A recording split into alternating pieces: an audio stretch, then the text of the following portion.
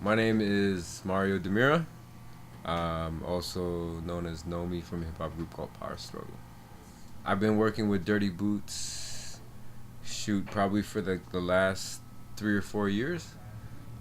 Playing together at various gigs throughout the city.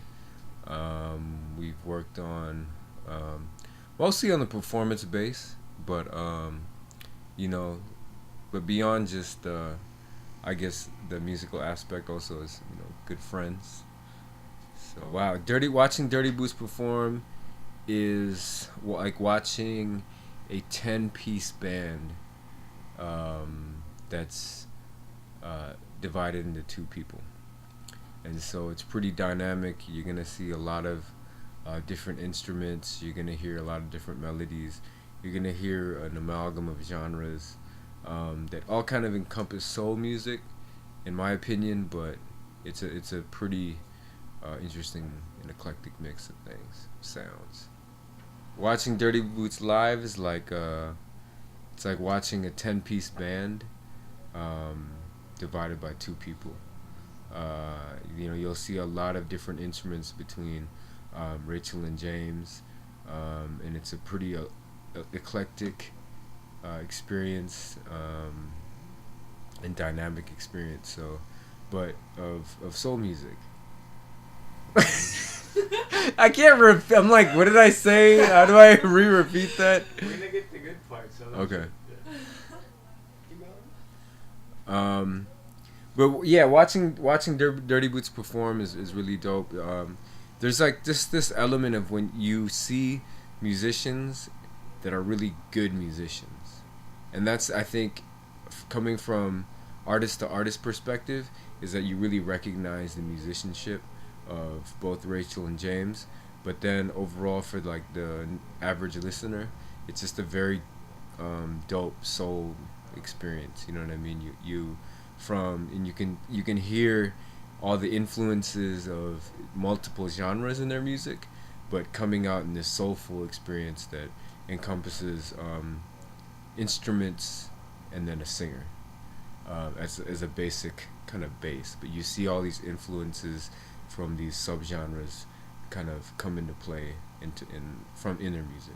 Like what kind of genres? You hear elements of jazz, you hear elements of folk, you hear elements of rock, you hear elements of hip hop, funk, um, and I think those are like the core ones, R&B, um, and so when it all comes together, it it's very, there's also like elements of like love ballads, but not really at the same time. And so when it all comes together, it's just a very soulful experience. Um, and but it's unique, but also very kind of accessible to like multiple listeners.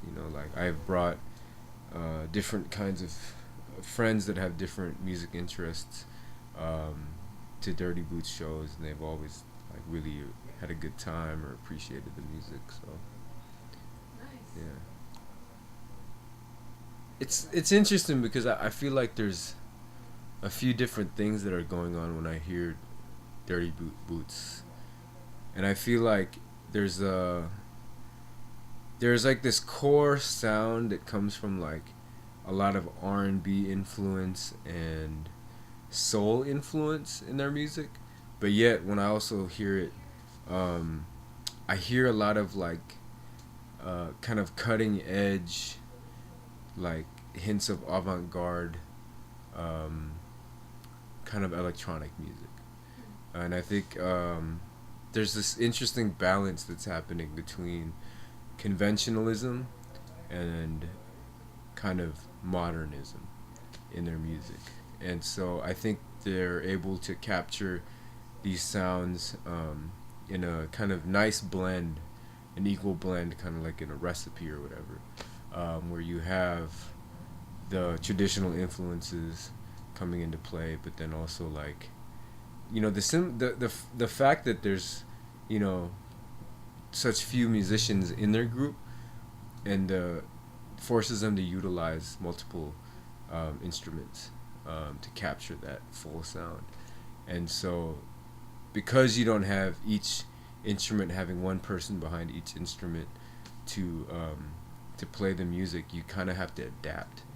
And when they adapt, it's when they have like these strange kind of nuances to their music. So yeah, I mean, I think lyrically, there's a lot of simplicity to or forwardness to themes that are kind of somewhat deep or heavy, but are kind of broken down in a way that's like very understandable, but yet not quite layman. You know what I mean? And I think that's what I've always really appreciated about Dirty Boots is the fact that the music is not so straightforward, but it's not so abstract at the same time, and that's what I've always liked. And I see that in the lyricism, but also in the musicianship of what they produce. I think it's line for line for me, like there's a lot of metaphors that are used,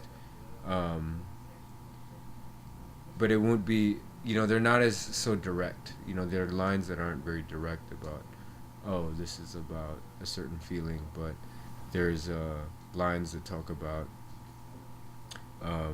that are kind of painting an image in a way that's kind of like puzzle pieces that the listener has to put together. Yeah.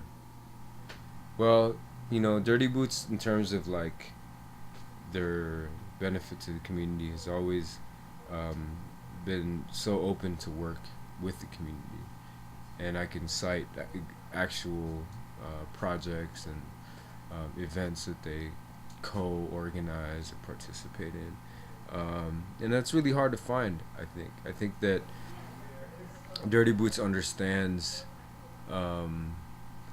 what their message is about and how it connects to people, but that kind of message without action or alone is kind of in vain. So I think that they play a lot of they support the active leadership to advance the youth's open mic in the Excelsior neighborhood. They did that for a long time. Are always willing to support a cause or a fundraiser for an important organization that they believe in their work. So I mean, I think in many ways they're reciprocating the love that they get from folks in San Francisco and in the Bay Area, and they give back a lot. They play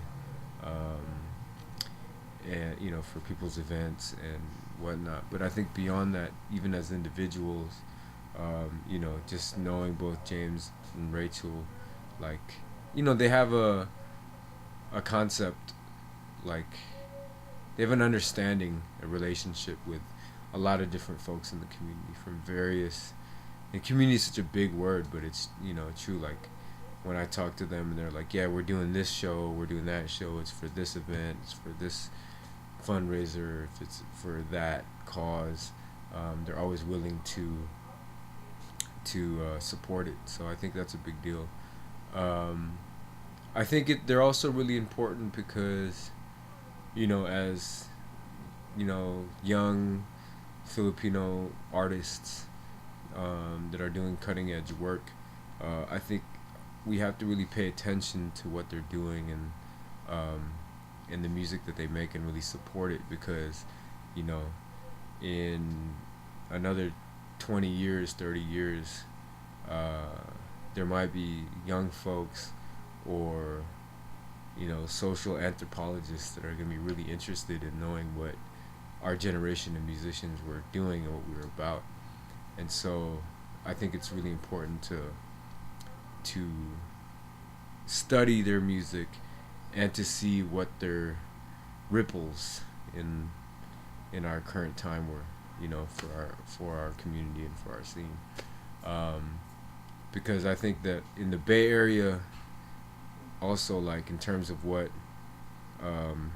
like a lot of artists are doing, a lot of Filipino American artists are doing, um, in the last 10 years, 5 to 10 years, has been really important. And I think Dirty Boots is a part of that story, a part of that narrative of all the different groups out of California, out of the West Coast, out of the Bay Area that have like really, um, I don't want to say paved the way, because that's feels like very entitling, but I think that we've definitely, um,